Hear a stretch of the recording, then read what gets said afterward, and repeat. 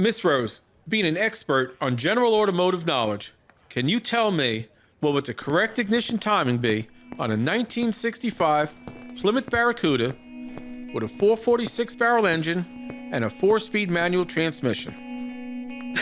That's a question. Does that mean you can't answer it? It's a question. It's impossible to answer. Impossible because you don't know the answer. Nobody could answer that question. Your Honor, I move to disqualify Miss Rose as an expert witness. Can you answer the question? No, it is a trick question. Why is it a trick question? Watch this. Because Plymouth didn't make a 446 barrel engine in 1965. The 446 barrel engine didn't come out until mid-year 1969. And they didn't offer it in the CUDA until 1970. However, in 1970, the correct ignition timing would be 5 degrees before top dead center.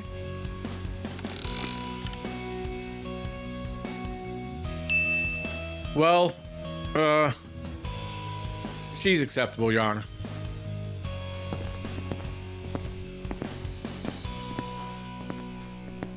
They're coming to get you, Barbara. This week, the ghouls are overbooked at Sema 2019. And with the Christine Horror Show complete, the overnight nightmare has just begun. It's got blood. I mean, it's a murder house. Back on the air.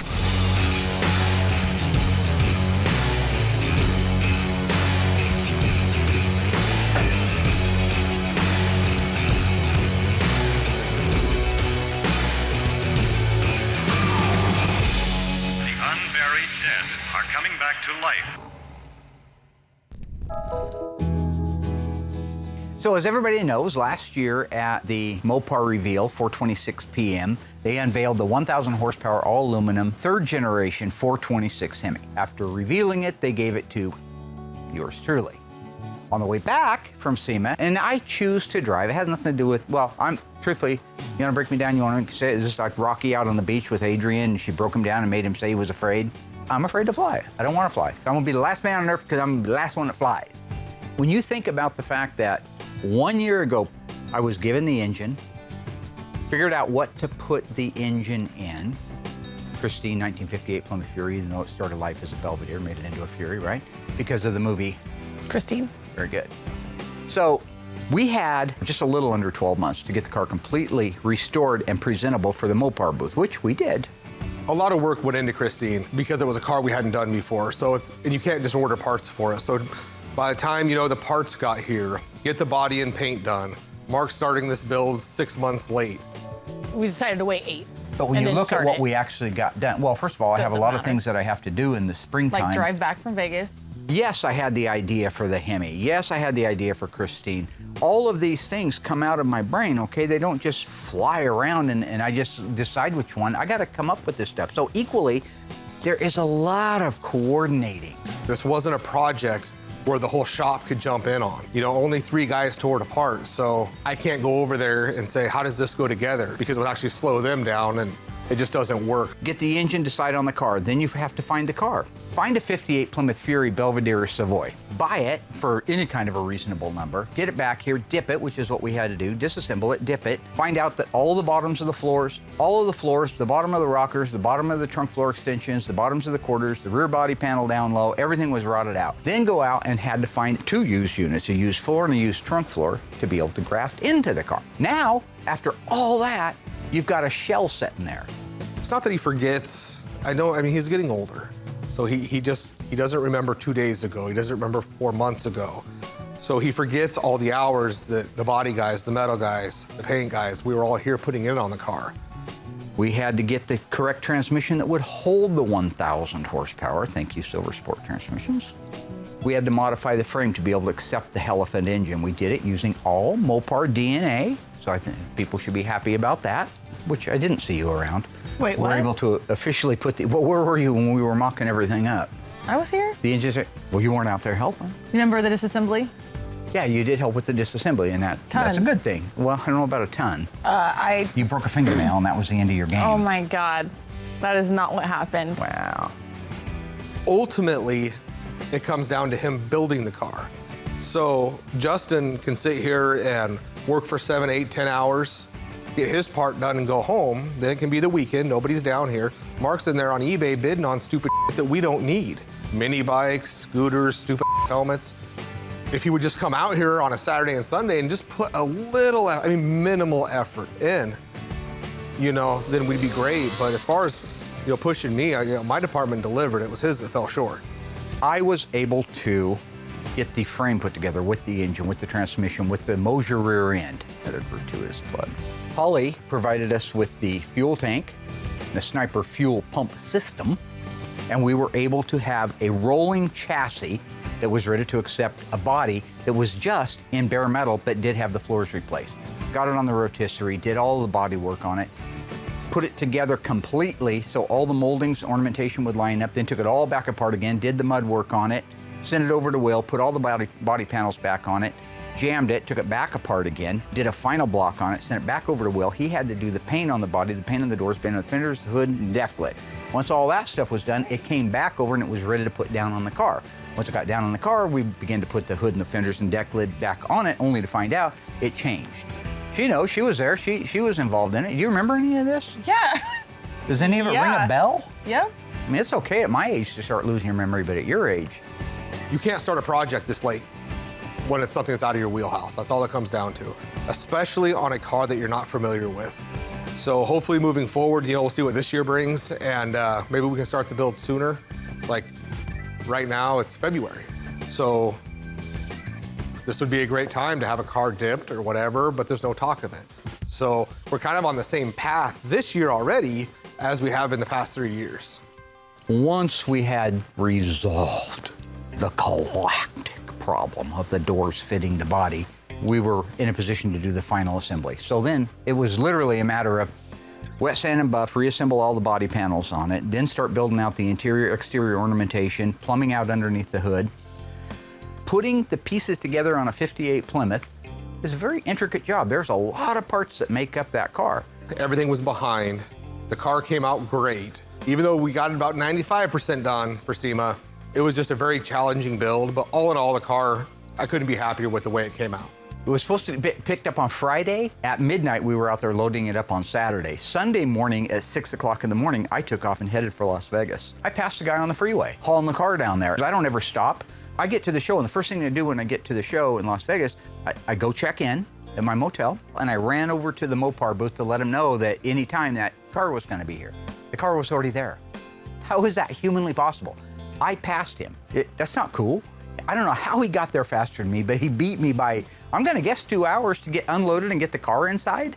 But the bottom line is, the car made it to the show on time.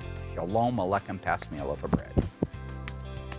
So another car that came in recently, and you've seen it, but I didn't tell you who it was because I know you're young and you'll appreciate it. I don't never know tell who me these anything. people are. You ever heard of a little band called Slipknot? Well, I mean, I've heard of them, yeah. I've never heard of them. Okay. Jim Root, I guess he's a guitarist there. He's got a 1970 Cuda 446 barrel 4-speed Dana Super Track Pack, red on red with red shaker car. How did he get a hold of you? We're going to restore. How else? I don't know, does he have your Yahoo Well, I'm email? written about in 25 wondering, different so- magazines on an annual basis. Okay, so did you just go to your Yahoo and it's Number one rated basically car like show. Jim Root? 3.2 million fans on Facebook. So he emailed you? Yeah, he emailed me. Oh my God. It's a nice car. It's a numbers car, which is, again, kind of unheard of. And yeah, we put a deal together, so it's out there Nice. now. So between him and Goldberg's, that's 270 Cuda 446 barrel 4-speed Super Track Pack shaker cars. That's pretty cool. Did you know he was a member of Slipknot before you quoted him or after? Goldberg? No. Oh, Jim Jimmy? Root. I call him Jimmy. Okay. What's the question? Did you quote him before or after you knew he was the member of Slipknot? It doesn't make any difference to me. You call me up and you say, my name is Lee Iacocca, although he's dead. And Okay. you say, I don't care. It's So the we same price underquoted for him. you Good. as it is for Billy Great. Hoyle. White Man Can't Jump, Billy Hoyle, remember? No. Billy Hoyle!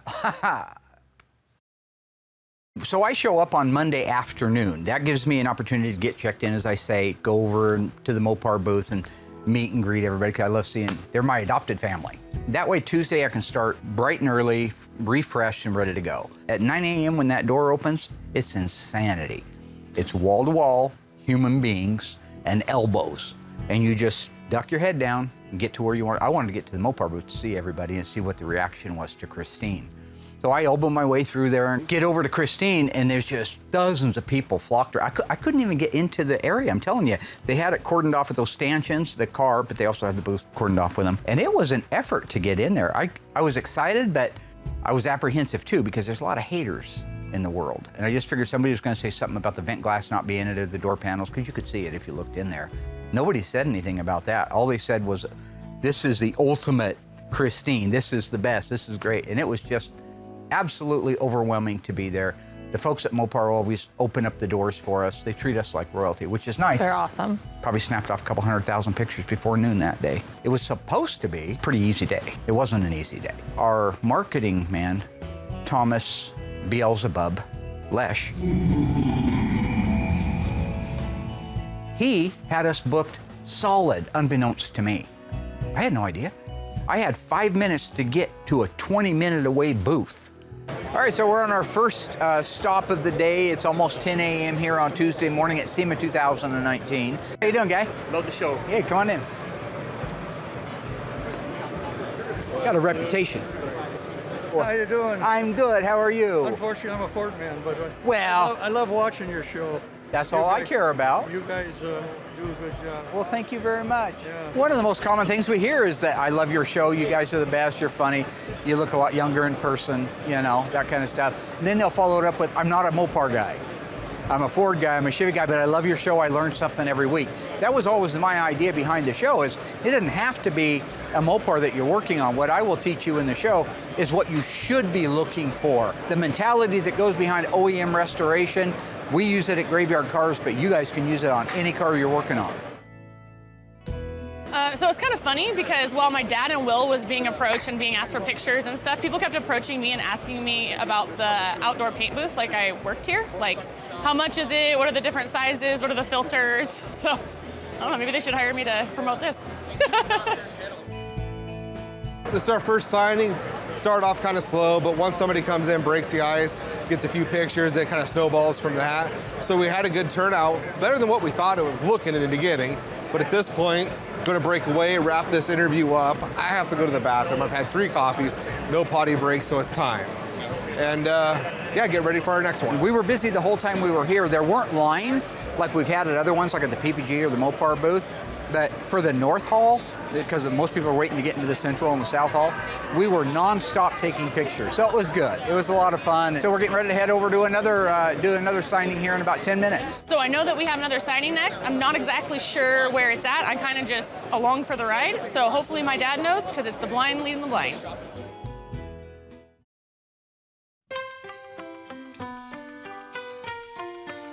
When I was younger, I thought SEMA was something you go to have fun if you could get in. And I thought, oh, I get invited to SEMA, it's gonna be the best. I can check out all the cars. I never check out any cars. It's about the vendors. That's I Spy. Remember Eddie Murphy is Ganda. I'm sorry, what am I doing? Okay. So I'll be careful with what I scream out. We call these career killers.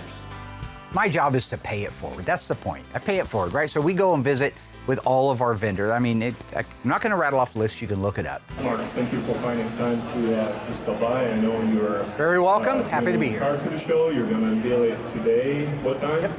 Yeah. So our 1958 Plymouth Fury, featuring the only 426 Hemi. Third generation all aluminum 1,000 horsepower engine is in Christine. Will be unveiled at 4:26 this afternoon, ironically. PM, she gets it. 4:26, yeah. Yeah, so that's in the Mopar booth down in the South Hall. So if anybody's here and they want to go check that car, yep.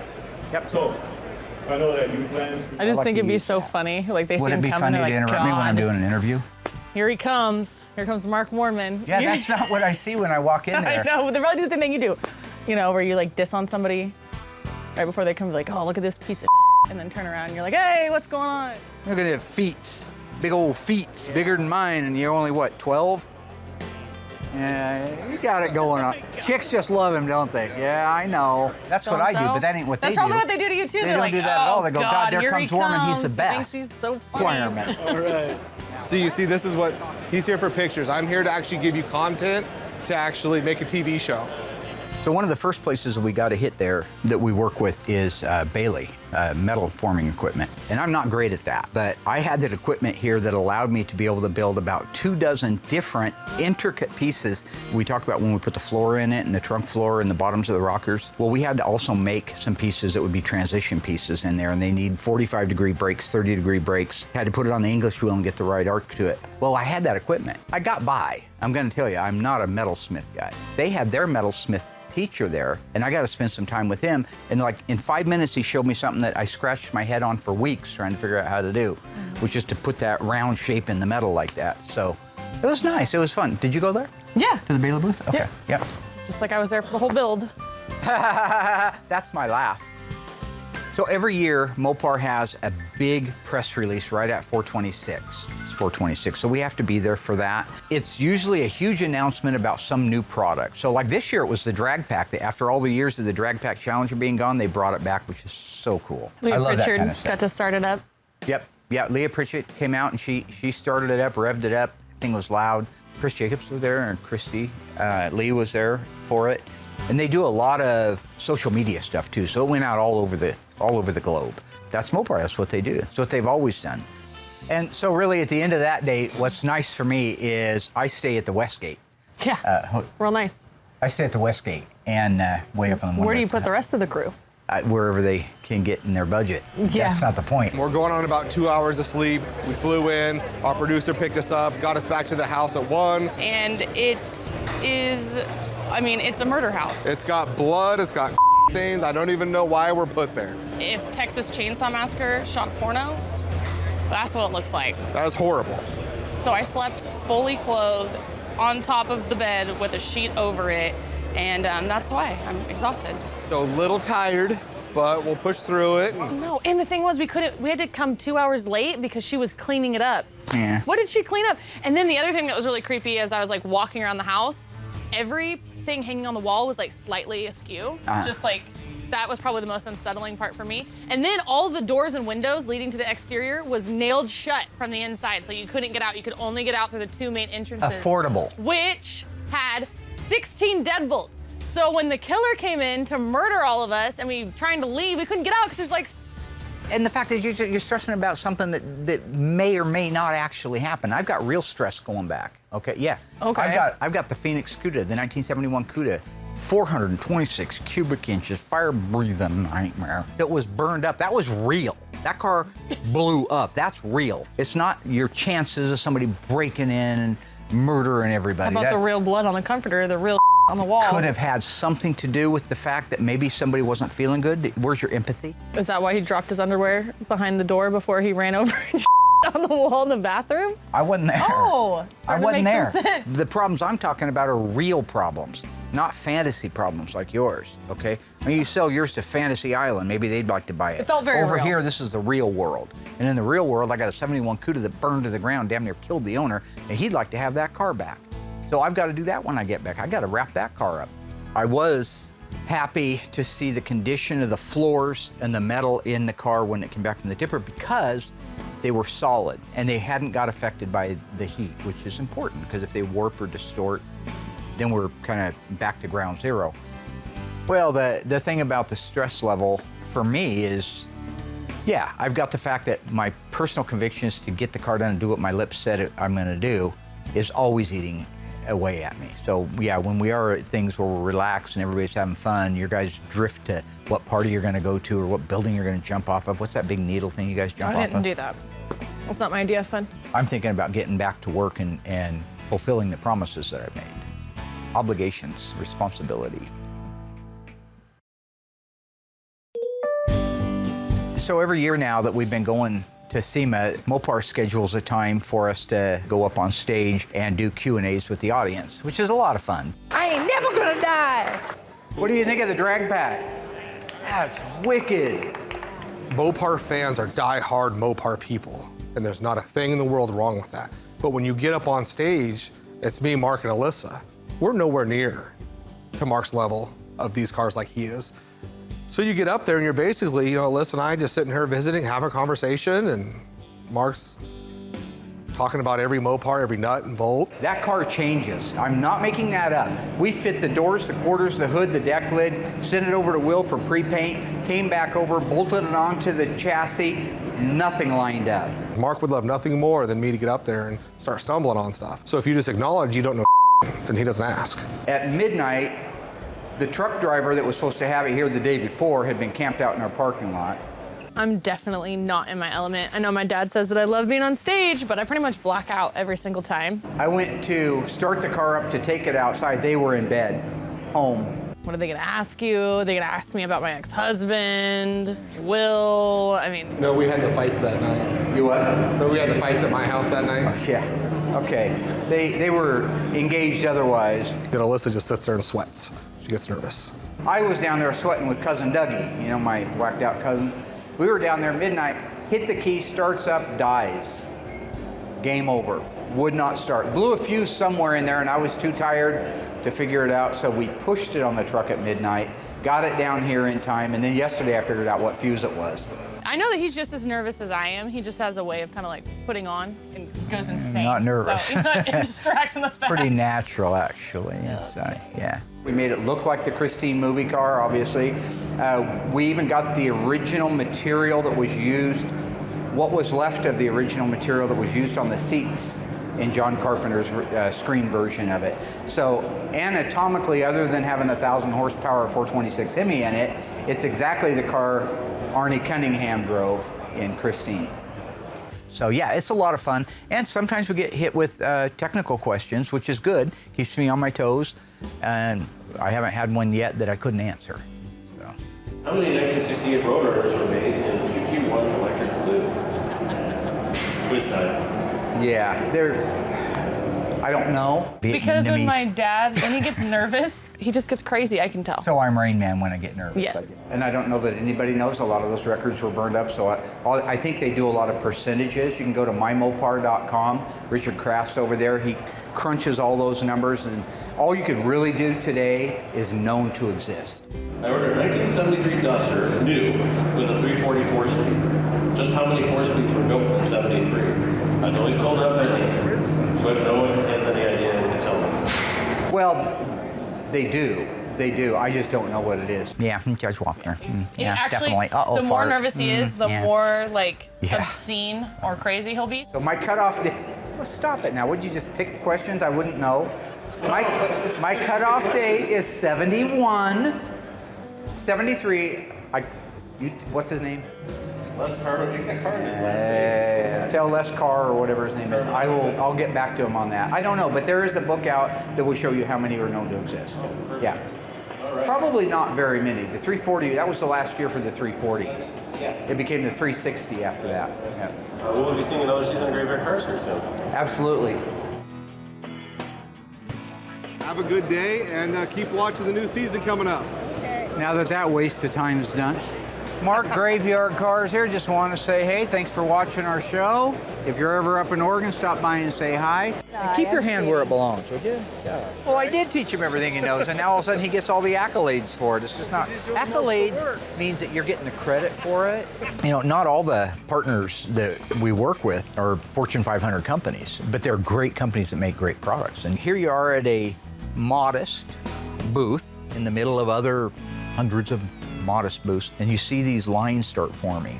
And what are they?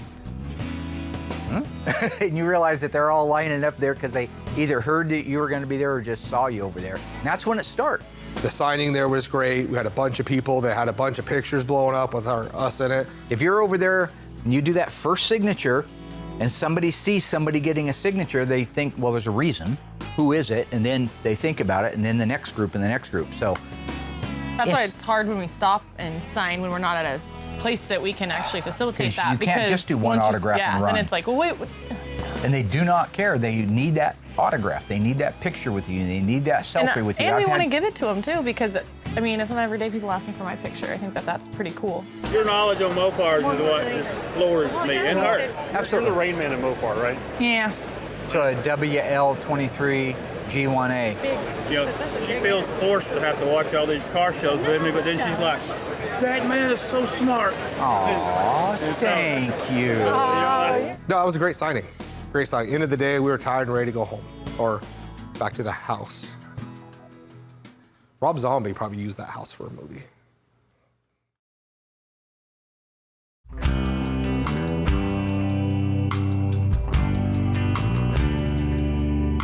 Everybody's got great booths down there, but I mean, I love their creativity over there. They really put on, every year's a different theme. So like this year was, I think it was street graffiti kind of thing. They always go way over the top too.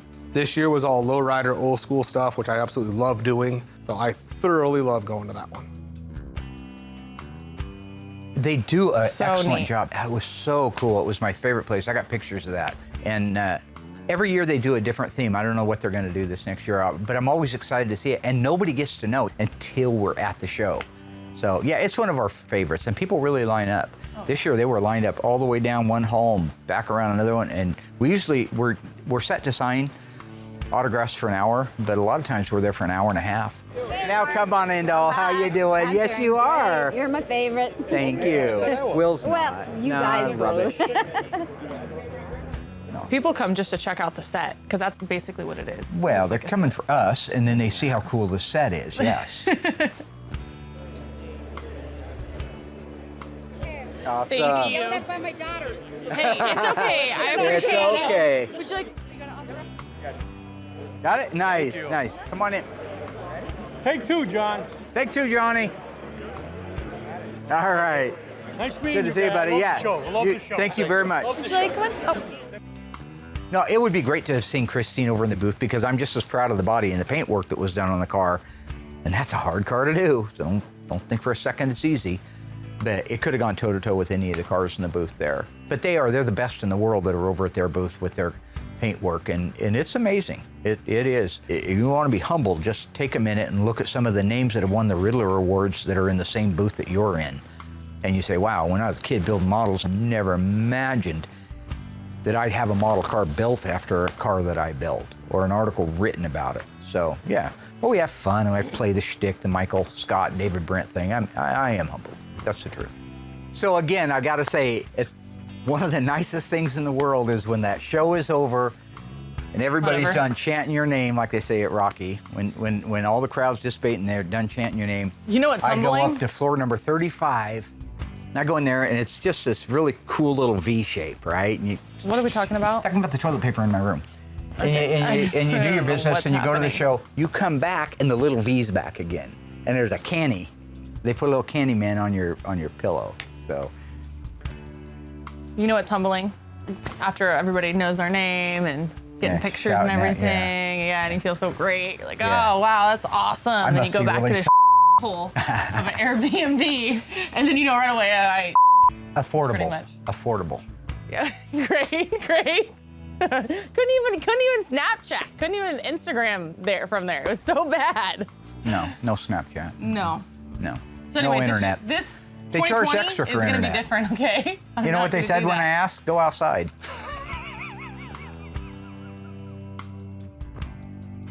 So it's very nice to be able to get away from everybody, clear your mind, think about some other things, change from the thought of Sema.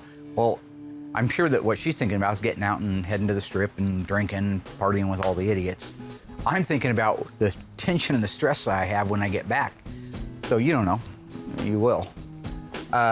Client, gentleman's name is Mark, good name. Commissioned me a year ago to have a car ready for him by January 15th. We have a real problem here because we have a 1970 Roadrunner that has to be done in 45 days. Good thing it's a solid car, but that's a real problem. So you got Christine done, all your other personal stuff, all the other customer cars, and then now you got to build a car in no time. So entertaining. How many days is that? It's like 45 days. So we had to build 70 Roadrunner. Originally his was a 383 4-speed Alpine white black vinyl top V21 hood stripe, okay? Striped elite down the side, just the running bird. We're putting a 392 crate Mopar engine in it. We got to build the entire car, which I just bought before we left here and hasn't even been dipped yet, for the Builders Show in Las Vegas, January 14th or 15th. 45 days is a long time. No, it's Well, not. we just built Christine in less than that, so. Kind of. You need to stop panicking about stuff like this and realize if we're gonna turn out 12 cars a year, that's our goal, right? Right. How many cars a month would that be? 1 a month. That's right. And how many days are there in a month? 30. Average. All right. So 45 days, we've even got to trim it down from there. Oh. 45 is a miracle, it's a gift, because at the end of the day, we're gonna knock the car out just like we do. We're gonna increase our volume. We've got people, loyal people who have been with us for years that have been waiting for their cars, and that game is over starting now. We're gonna bang a gong. You remember that song? No. You don't remember Bang a Gong? No.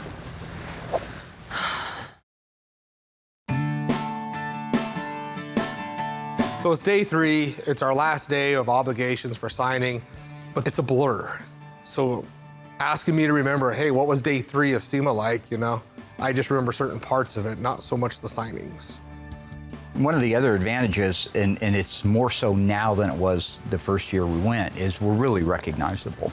You decided to start doing Michael Jackson? Well, I didn't decide. Why? That was pretty good, though, actually. She Well, what did you blacked do? out again, whatever that is, because as soon as somebody comes by and says hi, she just locks up. Something happens to her, it's ridiculous. I either black out or I vomit. Meanwhile, I got to carry it, right? It's so amazing to me how many people, this is gospel. And you may want to keep me down, hold me down, beat me down, put me down, but you got to admit, how many people come up and say, dance? Oh, he's precious. I bust a couple of groovy moves, you know, when I'm feeling good, I'm feeling it, right? But they love What are you it. feeling? They There's no love music. it. So come up, dance, You man, should just dance. say no. That's what I'm saying. There you go. Go ahead, Mark. Go ahead. But you know what that looks like? Like I'm helping my fans out? Like I'm trying to be nice? There's no music. He's just like No, you don't he's need like it. a You just parrot give or it the beat. something. And then so one dude says, do your Michael Jackson. I went out in the aisle and I busted a couple moves. And you know, everybody's clapping around. Go, Mark. Go, Mark. Go, Mark. Basically go, a Mark. flashback to my 8th grade dance. It's crazy, Last man. time I went to a dance. It's crazy. When he chaperoned it. People, pretty much yeah, I happened. did the same thing there too. But yeah, it's the worst. Yeah. So yeah, I did black out.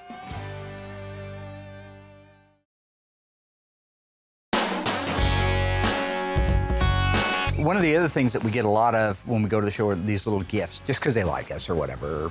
It was cool because we got stopped earlier in the week, and this one company says, hey, come by, check out, we got something for you. All right, show me. Oh my gosh, look at that. That is beautiful. You did that yourself? Yes. Oh my gosh. You did this really neat airbrush mural of Christine. And it's all on canvas. I mean, just really cool things. You don't realize how many people truly love the show till you see the projects that somebody did just to give you. And I just thought it was so neat. Yeah, to be presented with something like that, somebody who's a really talented guy, super talented guy. I saw some of his other work when we were there. It's amazing.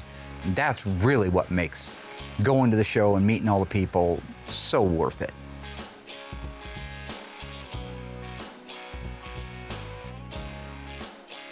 We're at the Kaiser booth on day 3, and probably 15 feet across from us, there's these two supermodels promoting whatever they're promoting.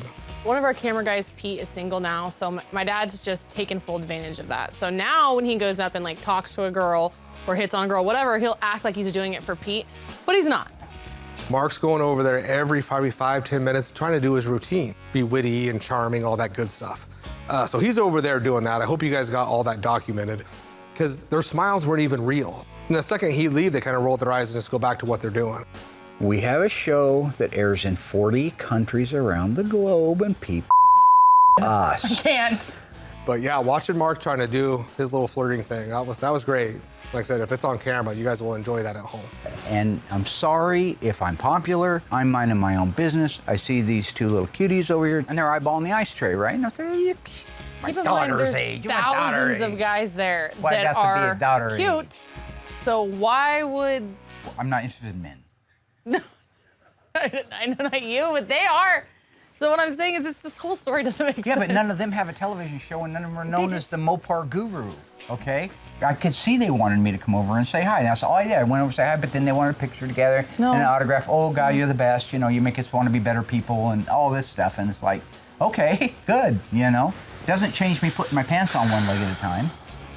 But she gets crazy. She takes it as a personal threat, like some kind of loony thing. It's like, oh, you're not going to do that. I'm telling Mom. I'm telling Mom. Well, tell her. It's on TV. You don't have much to tell. It's all on TV.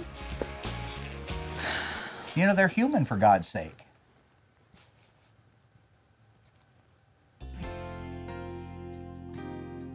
Thursday was the last day that we were officially there. The show runs through Friday, but typically a lot of people start rolling up on Thursday, so we had to run. Even on the last day, we were exhausted. We had a meet and greet over at the Mopar booth, and then I was reminded as we were 10 minutes over signing, because people were still coming in, that we had to go over to the Motor Trend booth because they wanted to do a thing with Chris Jacobs and have us up on stage. So we got to go do that, but we had to run from one hall to the other. Yeah, so if you don't remember, DL, I go, oh my gosh, look we're gonna be on stage for the Motor Trend. Like, I don't wanna do it, I'm not gonna go. And you're like, you have to go. So you reassured me and said, what's the worst that could happen? And I was like, you're right, what's the worst that could happen? The worst happened. I get up there and Chris Jacobs asked me about the build on Christine. I just black out and laugh. That's all I do. I just laugh. Listen, can you please tell us about the project with the Hellfin motor in it? My dad, thank God he was there, grabbed the microphone and like started talking about Christine. But there was like a moment where Chris and I like locked eyes and he was looking at me like, please, like, what's wrong with you? Yeah, like, and I was like, yeah. I don't know. But who came? Ice Daddy. Ice Daddy came. So basically the worst happened. Yeah. That's probably my biggest regret. It was the worst. Yeah. It was so bad. That was embarrassing. It was. Yeah. And that was kind of a fun one because they gave us a microphone. I asked people for our car show, the Buffalo Motorama, who they like to see come to the show, and Mark is one of the top people that I say. That's all I'm saying. That's all you're saying.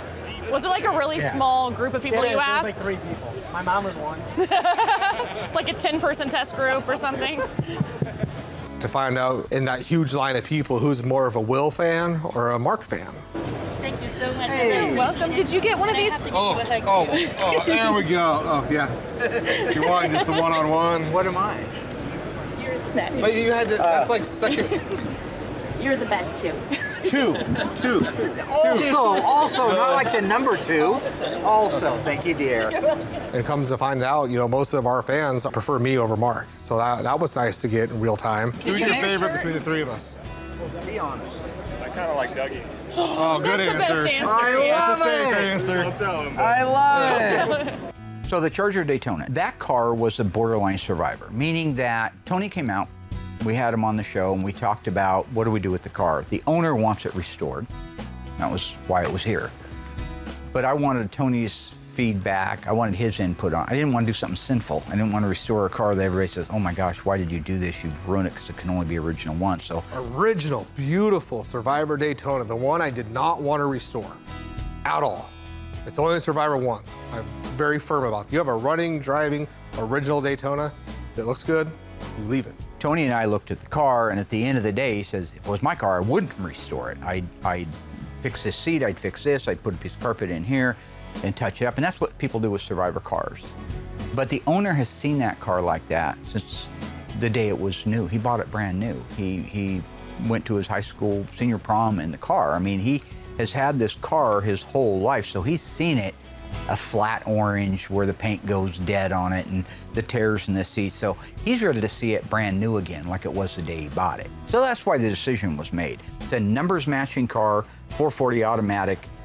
It's one of 503 Daytonas ever built.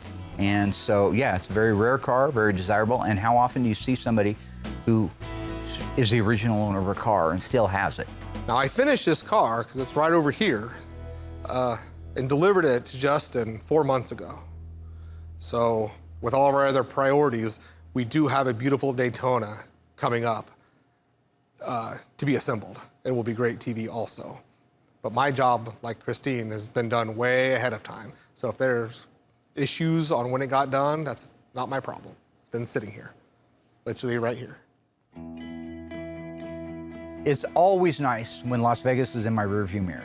It's a big show, but it's so much stress to get to it, to please everybody, and you never really can 100% do it. But you are so exhausted. You are flat out. It's nice when it's over. But like I said earlier, we got to get back to all the cars that are here that need to be worked on, that have deadlines on them. Christine still needs some work, so I'm going to have to keep doing, I got to get the doors, glass, and vent frames in it. We haven't had a chance to take it out and go on a nice long drive with it. We got to get some driving footage with it, but it's a beautiful car. And it's about as right as I could have made it in my time. So it was a successful year when you think about getting that car to Sema and making it on time and still being able to produce the cars that we produce throughout the year. So yeah, we do an awful lot with an awful little group. So over the last year, and this is 100% honest, Mark's changed it up a little bit.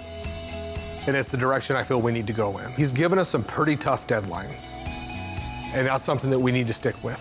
So this past year, we've found ourselves a lot of times working some pretty late shifts and busting some cars out.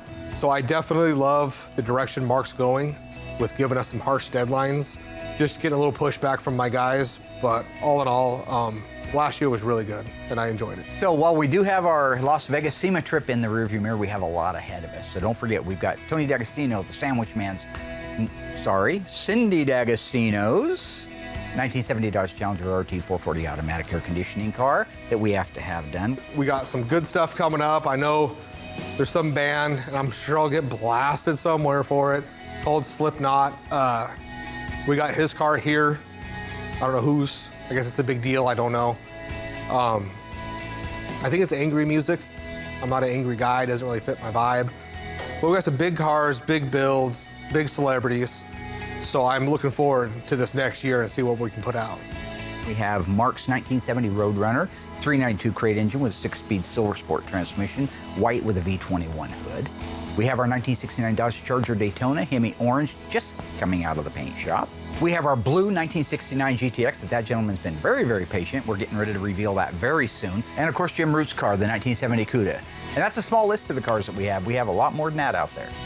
Yeah. Right? What's the other car? Give me one car. Just give me one. Give me any. 71 Cuda.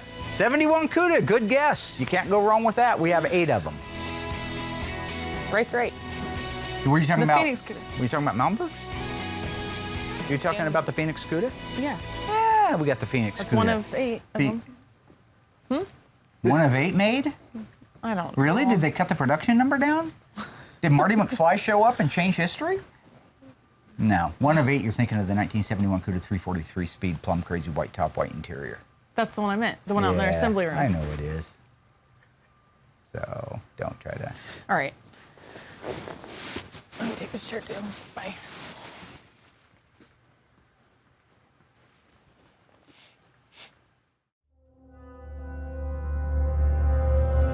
Hey, man, what do I look like? UNICEF? Maybe one day UNICEF will get in the Mopar restoration business and they'd be the folks to see.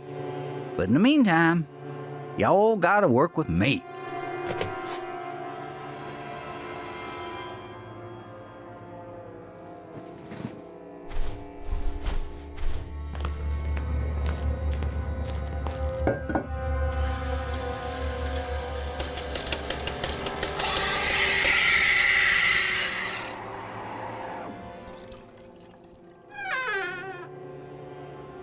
Hello? Who's there? What the hell do you want? No, hey!